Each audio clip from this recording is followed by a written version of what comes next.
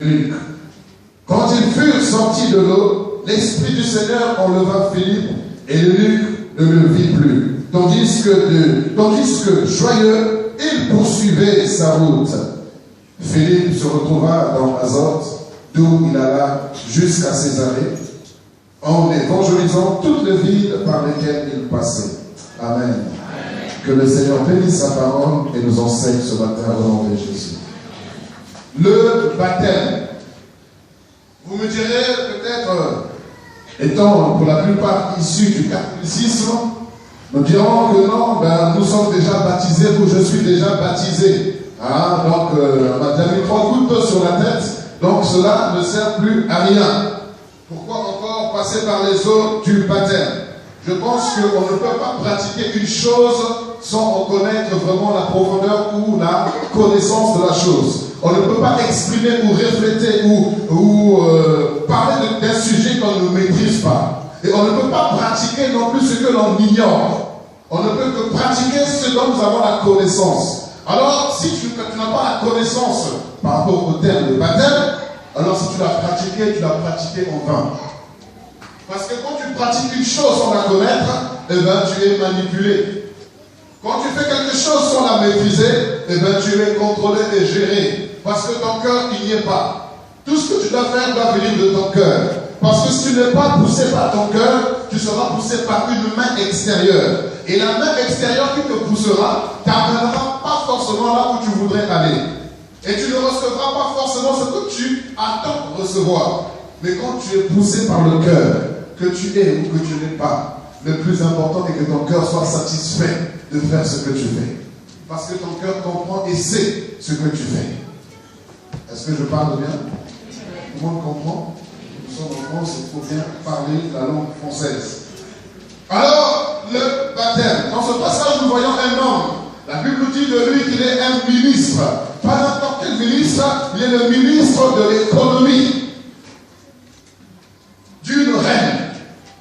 Et étant le ministre, il quitte Jérusalem pour rentrer chez lui. Et dans son char, à l'époque, le char était un véhicule de luxe. On pourrait comparer cela à une Mercedes, dernier cri. Derrière, étant en train de rouler dans une belle voiture, climatisée, avec vitres teintées, avec un chauffeur. Seul à l'arrière, il est en train de lire la Bible. Il est en train de lire le prophète Ésaïe. Et le Seigneur a vu cet homme qui a quitté Jérusalem pour rentrer chez lui. Mais il a vu le cœur de cet homme qui n'était pas satisfait. Cependant, il avait une soif profonde de suivre Jésus, de connaître davantage Jésus. Alors le Seigneur, ayant vu cela, il va dire à son serviteur Philippe, lève-toi et va vers ce chemin, le chemin qui mène vers Gaza, le chemin qui est désertique. Et Philippe a obéi, il est parti. Et ayant vu le char, ayant vu la Mercedes, je dois actualiser cela, ayant vu la Mercedes classe, je ne sais pas si c'est X ou Z, Y, mais c'est une Mercedes classe, noire, vitre teintée, digne d'un ministre de ce nom. Alors, le Seigneur dit, approche-toi de cette voiture. Et il s'est approché. Il entend cet homme en train de lire le prophète Ésaïe. Alors, il lui pose la question, est-ce que tu comprends ce que tu lis? Ce que j'ai aimé chez cet homme, il n'a pas considéré la vie de Philippe. Il n'a pas regardé à sa position en se disant, je suis ministre, qui est cet homme qui m'approche? Et imaginez-vous un ministre qui est dans son char, je suppose peut-être les gardes du corps, et les gardes du corps, ou alors d'autres voitures blindées, qui suivaient cette voiture du ministre. Mais il a laissé le protocole l'approcher. Et il a dit, est-ce que tu comprends? Il n'a même pas, vous voyez, il n'a pas dit, est-ce que vous comprenez? Il a dit, est-ce que tu comprends ce que tu lis? Et ce que j'ai aimé chez cet homme, il a dit à Philippe, comment est-ce que je pourrais comprendre si personne ne me guide? Comment est-ce que je pourrais comprendre? Aujourd'hui, tout le monde croit connaître tout. Surtout nous qui avons la peau un peu foncée comme celle-ci. Nous pensons connaître toutes choses. Qu'est-ce que tu vas m'apprendre toi? C'est lui votre pasteur, ce jeune homme-là. Mais lui, qu'est-ce qu'il va m'apprendre? Il connaît quoi de la vie? Ce que je connais de la vie, c'est que la vie a été crucifiée à la croix. Elle a été ensevelie. Et au troisième jour, elle est ressuscitée. Et celui qui reçoit cette vie, il aura la vie éternelle. Alors je connais la vie.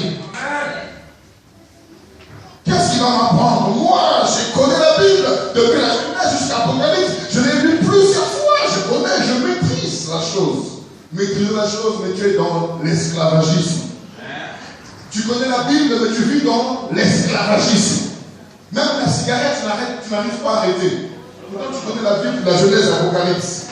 Mais la Bible me dit que si vous connaissez la vérité vous affranchira. Elle vous rendra libre. Si tu es encore esclave de la cigarette, tandis que tu as lu la Bible, mais tu n'as pas connu la parole.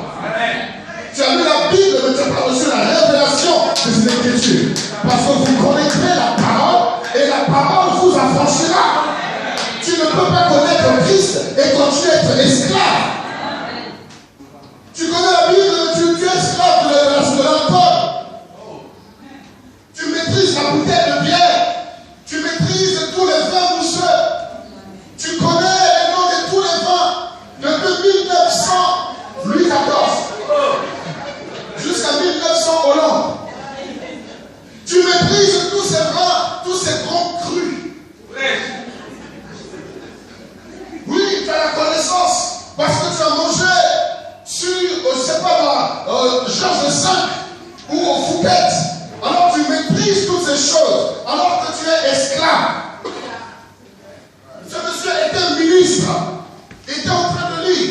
Pour être ministre, tu es censé avoir une culture. Tu es censé avoir une certaine éducation. Tu es censé connaître et maîtriser certaines choses. Mais cette dame de Montphilippe, qui n'était pas ministre, ni député, ni quoi que ce soit, mais devant Philippe, il dit, comment est-ce que je pourrais comprendre si personne ne me guide? Reconnais dans ta vie que tu as besoin d'être guidé, quel que soit ton âge, quelle que soit ton expérience, quel que soit ton rang social. Laisse-moi te dire que même le président Obama